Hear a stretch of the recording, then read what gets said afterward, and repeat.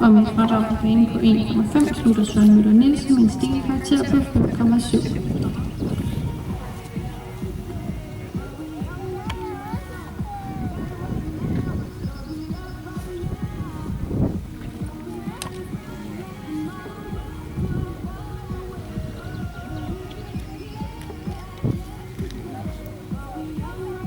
Vi har startnummer 8, Trine Lindberg og Camille T. i gang på banen. Start nummer 9, Tommy Robert Larsen holder klar på banen, og start nummer 10, Kim Vingård holder klar i slusen.